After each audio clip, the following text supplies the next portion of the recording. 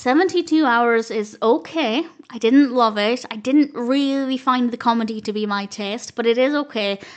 I only watched it for Kevin Hart, so that's worth bearing in mind.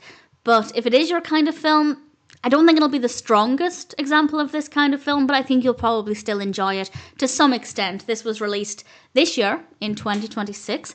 This is directed by Tim Story, written by John Hurwitz, Hayden Schlossberg, Kevin Burrows, and Matt Miter, with a cast including, of course, Kevin Hart, Marcello Hernández, Mason Gooding, Kam Patterson, Ben Marshall, and various others. And this is, in fact, I'll read the description from IMDb, and this is as follows. A 40-something-year-old executive ends up at a 3-day bachelor party with 20-somethings after being mistakenly included in their group chat. There's obviously a little bit more to it than that, but honestly, I read the description and thought this could go either way. As long as the comedy worked for me, it would be fine. But the comedy just wasn't really there for me. With regards to the narrative, it did take me quite a long time. I don't want to say half the film, but certainly a good chunk of time to start to enjoy any element of it. It's not that the pacing was bad. It's not that it took a long time for anything to happen.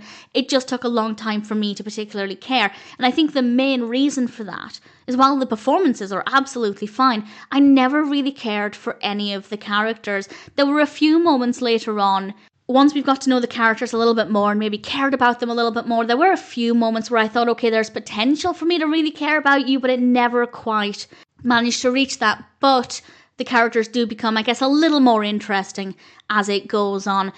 As I said, the comedy was never to my taste, but I can see an audience for it, but I don't think it will ever be laugh out loud funny. But again, comedy is subjective, so I could be wrong there. On the plus side, the visuals are great. Really sharp colours, which are quite appealing, bright lighting, nice locations, really good use of sound, and the performances are good. As I said, it is filmed in part in Miami. It is nice to look at. It's a fine film. For me, it was probably never going to be my top film of the year, but I didn't like it as much as I'd hoped. But I do think there's an audience for it, and it is generally an easy watch. There are some moments that are a bit more moving, a bit more heartfelt, but it's certainly not an intense film. So if you're curious, check it out. I don't think you'll regret spending time with it. You might enjoy it more than I did. Ultimately, 72 hours, while not my favourite film of the year, is definitely not a bad film.